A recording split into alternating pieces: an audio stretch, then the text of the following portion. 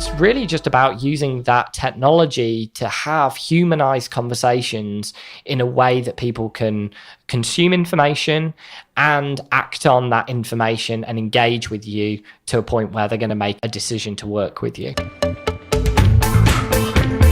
This is DigitalMarketer. Today, Oli Billson. Hello and welcome to the Digital Marketer Podcast. My name is Garrett Holmes. And I am Jenna Snavely. And we're sitting down today with an exceptional guest, Mr. Oli Billson. He started his first business at 15 years old. Garrett, I don't know what you were doing at 15, but I can say I definitely was not starting a business. I believe I was learning how to kickflip off the backside of a pizza joint in my hometown.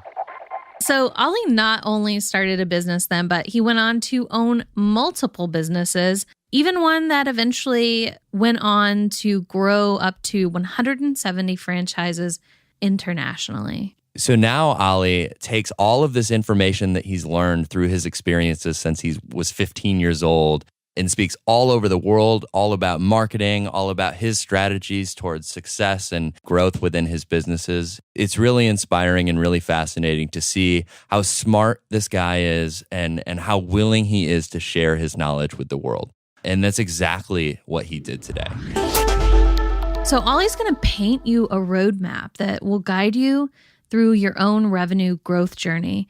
So no matter where you're at, how many zeros you have attached to your business, he'll give you an idea of what to focus on, how to adjust, and give you the ability to really lay the foundation so that you can take the next step in your business. Within Oli's own businesses, he's been at every stage of the revenue journey. So he really has this framework for what to focus on at every stage that you're at, whether you're at $100,000 in revenue, $500,000 in revenue, $1 million, you have to focus on something different at each of those stages. So it was great to hear him break that down for us. We're really, really happy to have had the opportunity to sit down with Oli. It was a really, really great conversation. And I feel like at this point, after this conversation, Oli should be sending us an invoice because it felt almost like a consulting session. I feel like this conversation was worth $10,000+ and I'm glad that we're releasing this episode before, he hears me saying this because I really do think that there's a lot of value within this conversation. So, without further ado, Oli Billson. Oli Billson, how you doing? I'm good. I'm really well, in fact. Thanks. Good. Well, we're so excited to have you on the show today. We've got a lot of heavy-hitting questions to ask you, so I hope you're ready. But let's take it all the way back to the beginning. So can you kind of take us back to the early days and tell us how you kind of got into this world of entrepreneurship and eventually moving into teaching marketing and running a marketing agency? I actually was a high-performance tennis player from a very early age. I started playing tennis when I was 6 years old, and tennis taught me a lot about, more so than anything else, more so than the traditional education route that a lot of people take. Tennis is a fairly individual sport. I mean, unless you're playing doubles, that is, right? And for me, that meant that there's a lot of critical thinking that goes on around what you do, the tactics and strategies that you use. And that plays towards what we do in business. One thing I knew from my experience was follow my passion. I'd followed my passion with tennis, and my next passion was with cars, right? And that's what I did. I started a car detailing business, you guys call over in the States. And what do you call it in the UK? We kind of call it car valeting, but okay. I mean, now it's kind of more, we've taken on the American term of detailing now, really. And so with that came an opportunity to start my first real business.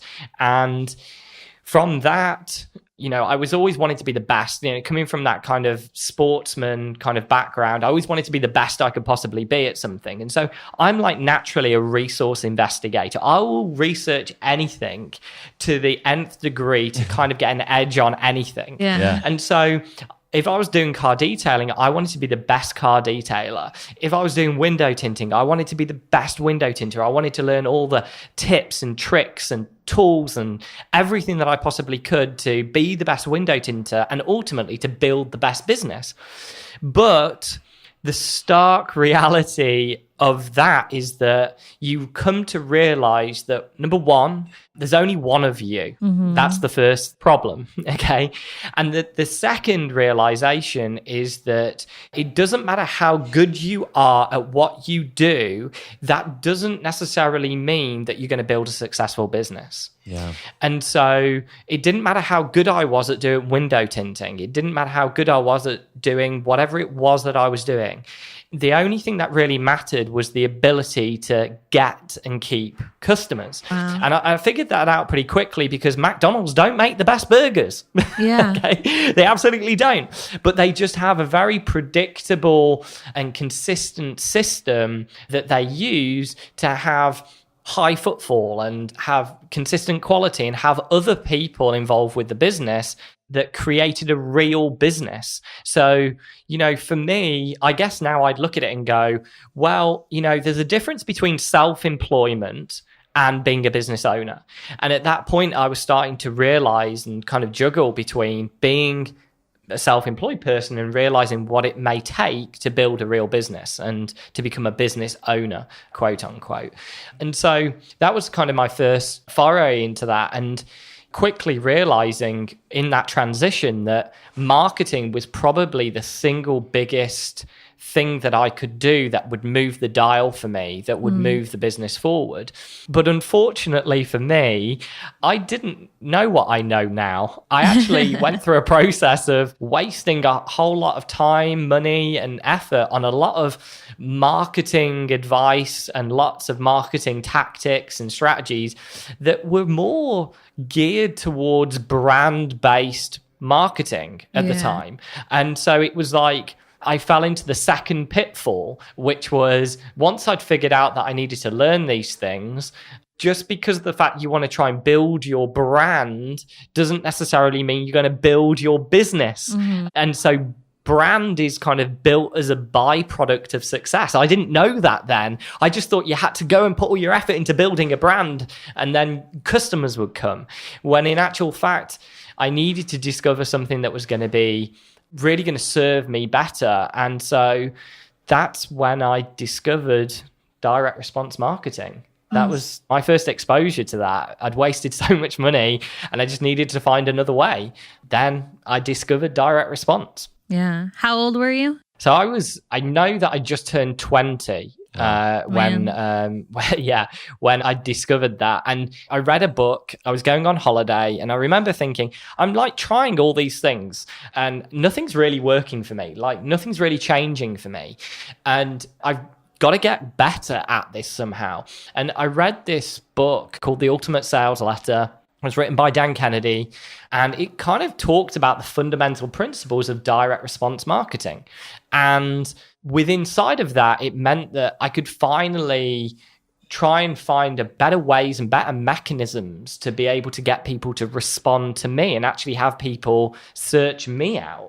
Rather than just trying to build this brand that was getting exposure, I could now have a measurable way of bringing people towards me that then I could then scale. And this didn't click for me right away. This wasn't like an overnight thing. Like I suddenly discovered direct response marketing and then suddenly I was building multi-million-dollar businesses. It took some time. It took education. It took perseverance. It took dedication to continually investing in myself and my own development to figure that out. But I discovered a principle or a philosophy that I knew if I worked hard enough at, then I could continually improve and get better results with. So we've heard you mention before this idea of building a business within a business. Can you kind of unpack that for us?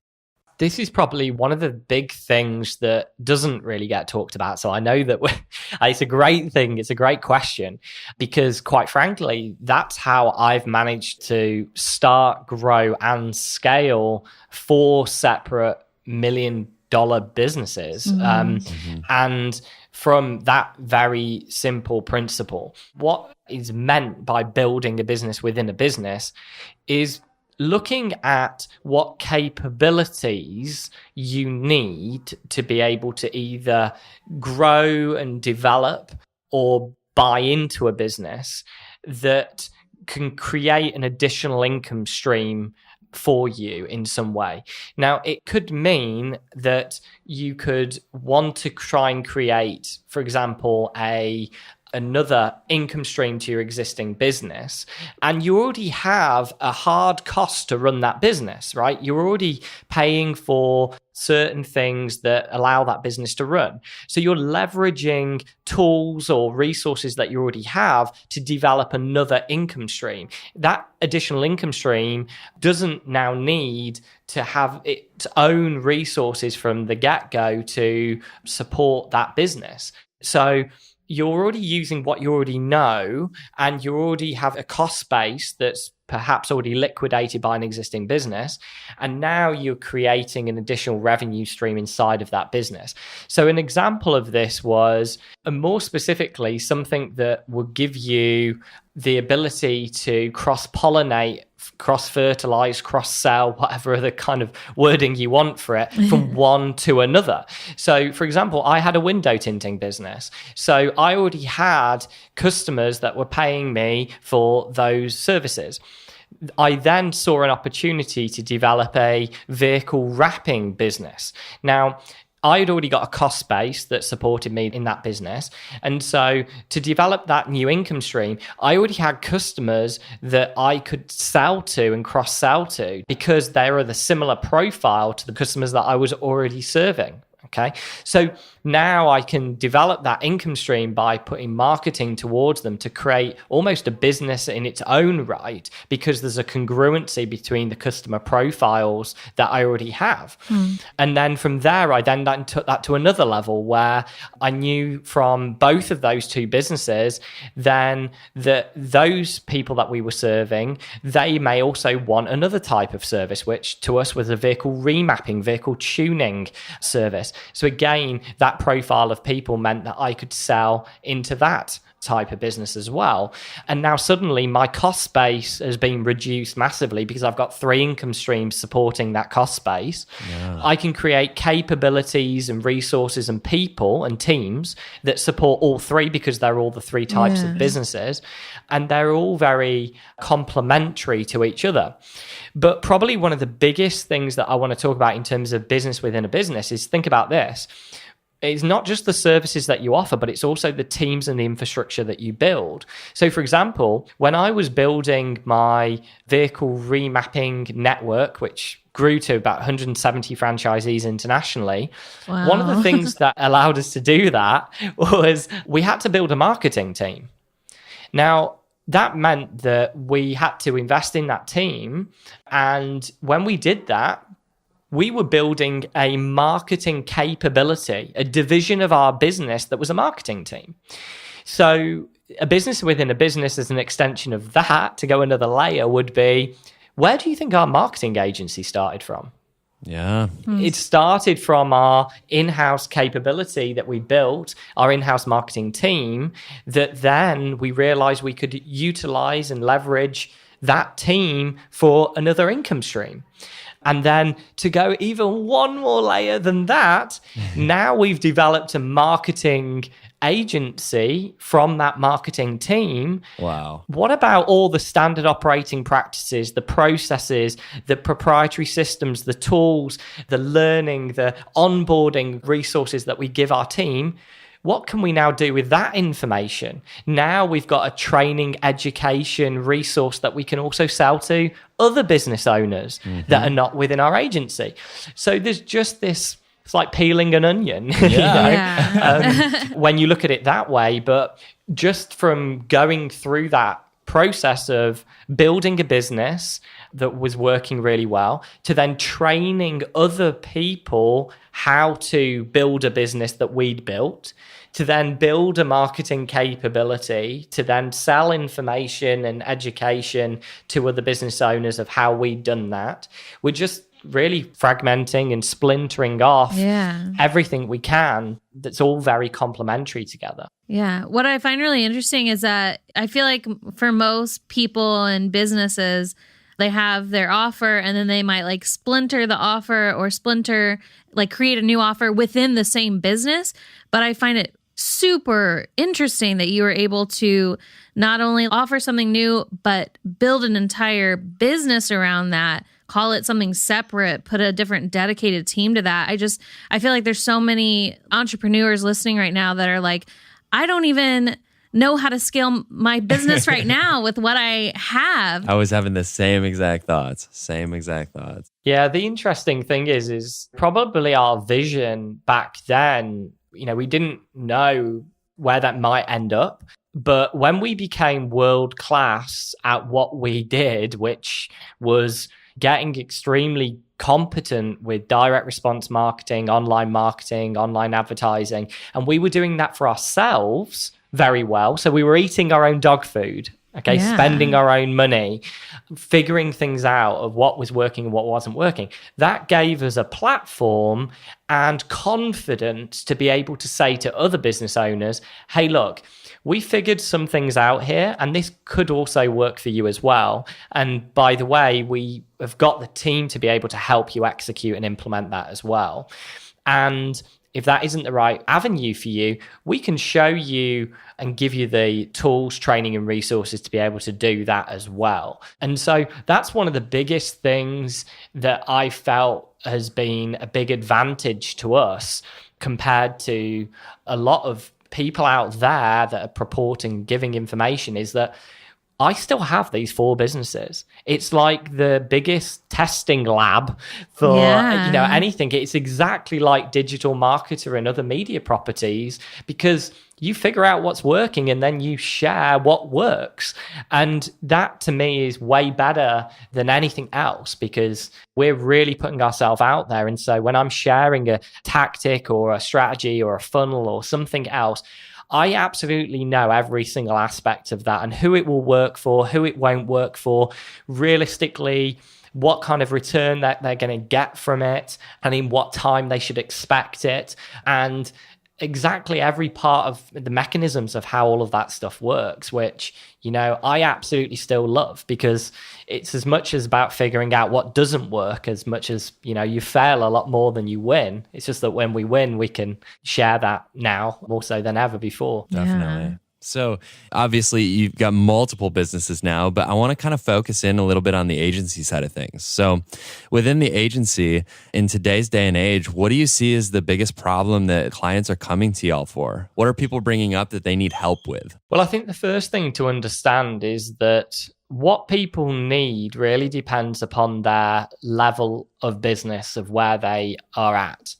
There are multiple levels of growth within small businesses, should we put it that way? Yeah. There's the phase of business that people are at between startup with really $0 to $100,000. That first 0 to 6 figures, there are certain growth challenges and hurdles that a certain type of business, regardless of what industry or niche they're in or vertical, that they have. And so when somebody comes to us, if they're in that phase of growth, or if they're at that level, then there are some things that they need to focus their attention on more so than anything else. And often what we find with a lot of entrepreneurs and business owners is nobody's ever taught them this stuff before. So they kind of start guessing around at what their problems are. I mean, I think everybody at that level, their commonality is getting customers. Okay. It's a marketing problem that they have. It's a lead generation problem that they have. It's an offer problem that they have, because they need to find something that works. They need to find an offer that converts. That's really their main problem. But that's different to the person that's between 100,000 to 1 million in turnover, because their problem is a sales problem. And so they need to take the leads that they're generating and they need to find a predictable and consistent and affordable way of converting them to customers. And so that's a sales mechanism that they need. There's probably other aspects of marketing automation that they don't have. There's systems that they don't have. And so there's a commonality there. And then between 1 to 5 million, 1 to 3 million, and 3 million to 10 million, there is a different set of challenges, obstacles, problems, also fears and frustrations that business owners and teams share. Over a 7-figure mark, it's about building a team. It's about culture. It's about vision, mission, values, purpose. It's about the stuff that you hadn't ever been thought about before, because before it was all about getting leads, getting prospects, and getting customers. Yeah. And now it's more about, how do we build a team? How do we create a culture? How do we align everybody to that culture? How do we hire? How do we fire? And so that's a different set of problems that type of business owner faces. And, I've been through every single one of those different levels of business. And so when somebody comes to the agency or comes to me and they start talking, generally by the number of employees that they have, their turnover, I can pretty much will know roughly what their biggest pain point and frustration and problem actually is at that level of business. And then it's just a case of now knowing that, what do we need to sharply focus on to be able to get to the next level? And it shouldn't be lots of things. Generally, it's one thing that's going to really move the dial for them and become we call it their big domino. What's their big domino? There's lots of dominoes, but you need that one domino that will then allow that business to get momentum. No doubt. Yeah. Everybody's probably heard the expression, what got you from one stage won't get you to the next stage. So your business will only grow as quickly as you can grow as a business owner. And so that means that you have to think about things differently in these different phases of growth. You have to take on things that you may not have had to grow and expand yourself with before. Things like leadership, and growing a team to build an enduring, sustainable business. So in answer to your question, it really depends on where somebody is today and what their next level is beyond where they are. So when you do have someone and you've already kind of diagnosed where they're at, regardless of where they're at, what's the first thing you do when you sit down with them? We take people through a strategic planning process, because most people, when they come to us, they're like, hey, I've got this idea for this cool funnel. Oli, I heard you on Perpetual Traffic talk about the phone funnel framework, or I saw you speak at TNC and I want to do that. And that's all very well and good. And that's just one thing within the playbook that they could do. But just like every business owner, there's lots of things you could do, but there are probably only so many things that you should do. And to extend upon that, you have to do the right things in the right order to get the best results.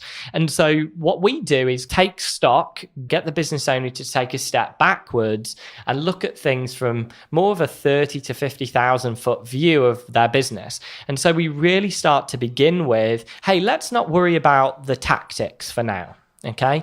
There's lots of tactics, but where you are, there's probably one strategy, and that goes back to where they are in their business right now, what level of business they're at right now. So if they're trying to go from 100,000 to 7 figures, then, okay, good.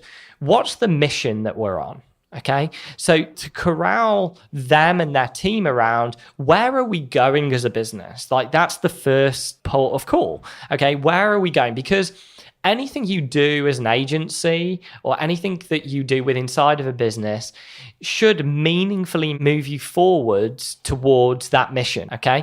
Now, it may not seem it at the time, but everything else cascades from the mission of the business.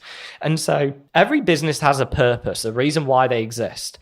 But the next thing is, what's their mission? Where are they trying to go over the next 3 years? It's hard to look beyond 3 years, to be honest with you. Some people talk about this as a vision that we have for the next 5 years or more. It's quite difficult to think beyond that for most small businesses. Obviously, people like car manufacturers and people like that, they have to live that far in the future because their whole brand depends on it. As a small business, it's 3 years.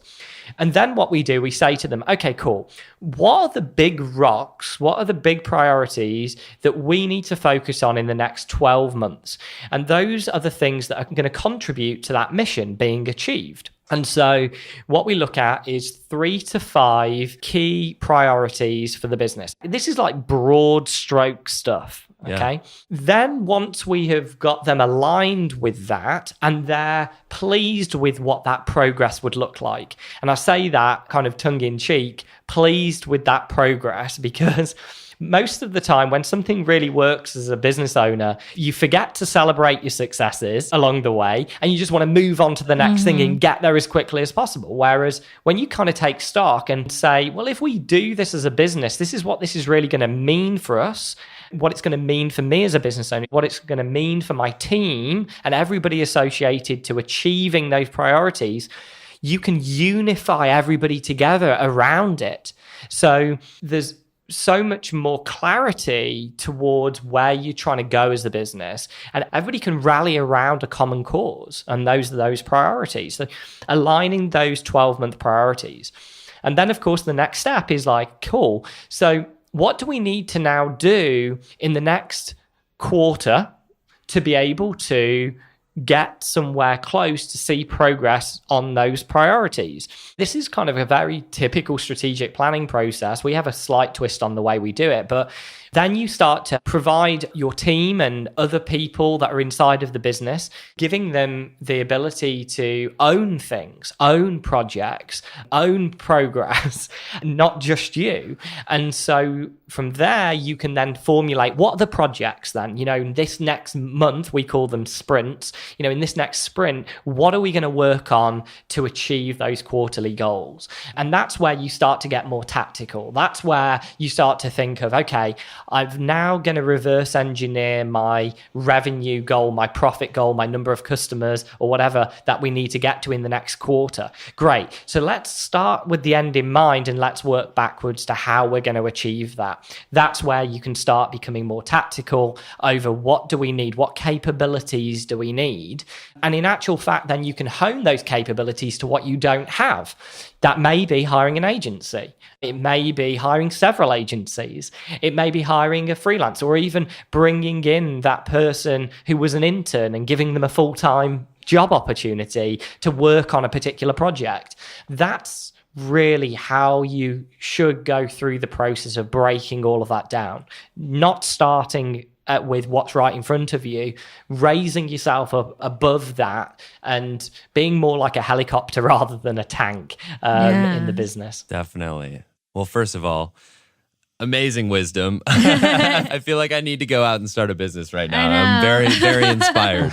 So I'm a big tech nerd. I'm a big, I guess you'd call it futurist. I love looking ahead and I love looking at what's coming out in terms of technology. So bringing it into the marketing world, what's something new that your agency is exploring, whether it be like a tool, a channel, or a process that you're really excited about, really diving into and finding how it can drive more value for you and your clients? Yeah, so I kind of have a feeling that, especially these days where everybody's playing for everybody else's attention, as a business, as a marketer, you're kind of trying to aggregate attention with your messaging, marketing, regardless of the media that you're using. That's what you're trying to do, and or the market that you're going after.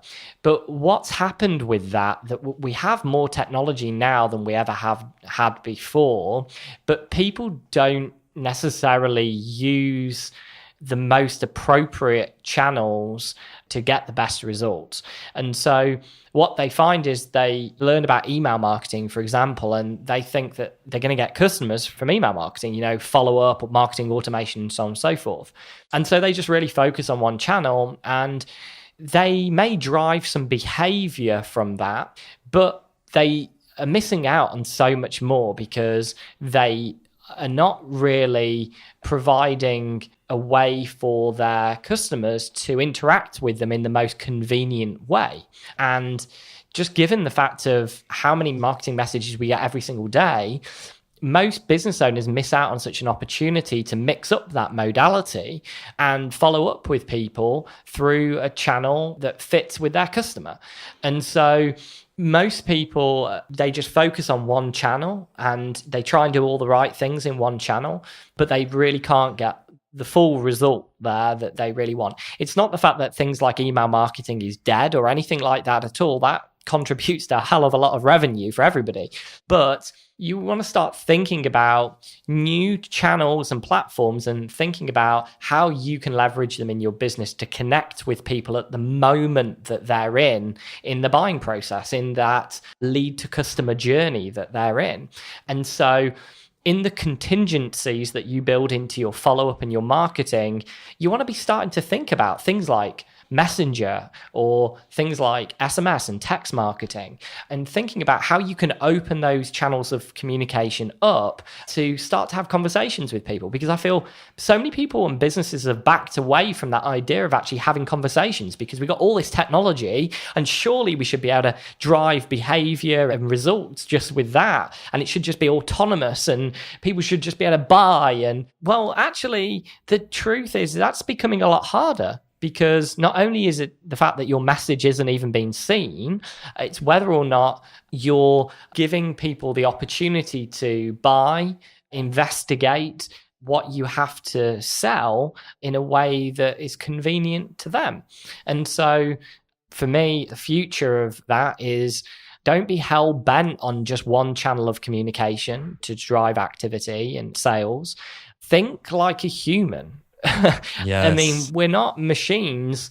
Even in the e-commerce space, that's now opened itself up to having more conversations, opening channels of communication up with Messenger or with things like Drift and tools like that that are available now that weren't available before. So it's really just about using that technology to have humanized conversations in a way that people can consume information and act on that information and engage with you to a point where they're going to make a decision to work with you. Yes. 100% Awesome. agree. Yeah. I mean, we talk about that so much, this idea of having real conversations. It's so important. I think the thing is like, it's funny because the cycle that a lot of business owners go in, they were probably doing a lot of the right things when they first started. They were having real human interaction, and then they wanted to take that into a way which was one to many. So they figured out that they could do that, but then became overwhelmed. So they looked at how they could solve that problem. So they maybe brought in, say, marketing automation or something like that to help them follow up with people. But then they may have had some results with that, but they may get to a point where that plateaus for them and they can't get to the next level of growth because they're so reliant upon that as a business. Actually, the very thing that worked for them in the very first place of having more humanized, more aligned conversations with what people wanted and actually asking them what they want and then giving them what they need, as crazy as that might sound, they just got further and further away from that. Whereas now the savvy, forward-thinking business owners are actually coming back round to how can we have more interactions that are going to be more meaningful? How can we have more touches that are going to get to people at the right time, in the right moment in their journey to becoming a customer? How can we actually slow that process down even so that we can get them to consume, we can get them to engage with us in a way that's going to be more meaningful so that then they become more aligned with who we are. We can engender them to our brand more than we've ever done before. And we can lower the buyer resistance. And also we can reduce buyer remorse after they've bought as well, because they trust us. And building that trust has to be built through the fact that we have to understand we're all humans and we're selling to humans. And so any way we can solidify that, we want to try and do that as much as we possibly can do. Yeah. No doubt. Makes sense. Well, Oli, before we wrap this up, I really want to ask you a question that we ask most people by now. Yeah. What is something you wish you could go back and tell your 25-year-old self? That's a great question. I wish that I could go back and not tell myself this at 25 years old. I wish I could have told myself this at like 18 years old. I think that every business owner gets very distracted by the bright, shiny objects. And whether that's the latest tool or tactic or funnel or whatever it is that's out there that people are promoting and talking about. And quite honestly, I would go back to myself and I would say, pick your opportunities wisely, my friend. Pick them very wisely, because there are some battles that you put yourself through that you don't need to put yourself through. It can waste a lot of time and energy. It can sometimes destroy some relationships along the way as well that you didn't need to destroy. And really figure out, have it like a litmus test for yourself, looking at opportunities in your own business, and consider really how they're going to align themselves towards you getting to your goals or objectives as a business, your mission, coming back to that. And if it doesn't support the mission, then just simply don't do it. We have something called an identity statement now that we use this with, is things that we say hell yes to. Okay. And there's a list of things. And this just kind of goes back to what I was just saying, is that like, that is what we would definitely do as a business. There's a whole lot of things that from learning, we definitely wouldn't do. And so I would go back and say, focus on the most important thing. Don't get distracted, and create a litmus test for yourself to know what you should and shouldn't get involved with, so you can keep yourself sharply focused on your mission as a business. No doubt. I love that. Yes. That was great. So great. So, Oli, thank you so much for joining us. Thank you. This was so much valuable, amazing information. Last question for you. Where can people find out more about you and what you've got going on? As a marketer, I shouldn't do this, but I'm going to do it anyway, because I think that, you know, splitting somebody's call to action is just, you know, unless it's multiple means of response, doesn't really help you. But I'm going to give you kind of two places. One is to go to oliverbillson.com, which I'm sure some people may have heard of in the past. They can go there. We've got lots of free information around what we call dynamic response marketing, marrying together direct response and marketing automation. And information about our agency, of course, is there. So you can go to oliverbillson.com for that. And something new that we have as well is called nextlevelbusiness.com. I'm not going to tell you how much I paid for that domain, but it wasn't cheap. And on nextlevelbusiness.com, we help business owners, usually between 300,000 to $1 million in revenue, create in-house capabilities, and work with a lot of the things actually from the certification side that DigitalMarketer do. It's very complementary to how to build your own team, how to build your own in-house marketing team. There's a lot of people that talk about how to build your in-house sales team. That's definitely not what this is, but how to build your own in-house marketing capability for those business owners that may be a little bit not yet ready for an agency, but that they can learn from our playbooks and processes to start building their own team with. Awesome. Awesome. Well, thank you so much again for being here. Yes. Hopefully we can have you back on the podcast in the not too distant future. This was awesome. Thank you so much, Oli. Absolutely. Thanks so much for having me on. Yeah, all right. cool. See you later. See ya. Today's episode is brought to you by Lab Elite, the premium membership level of our flagship community, Digital Marketer Lab. What makes Lab unique is that in addition to getting access to our world-famous 10,000 plus member community and our time-saving and mistake-saving library of over 35 digital marketing execution plans, you'll also receive access to all of Digital Marketer's masterclasses and certifications. So, what does this mean for you? Well, in addition to getting step-by-step guides on critical marketing tactics, you'll also become an expert in fields such as digital strategy, content marketing, paid ads and customer acquisition, social marketing, search marketing, copywriting, email marketing, and so much more. So whether you're a founder, freelancer, agency, or full-time marketing professional, if your goal is to level up your skills and your income, then Lab is the ideal place for you. Head over to bit.ly/Lab Elite to start your free trial today. So it's bit.ly/Lab Elite. So we'll see you there, and we'll see you next week.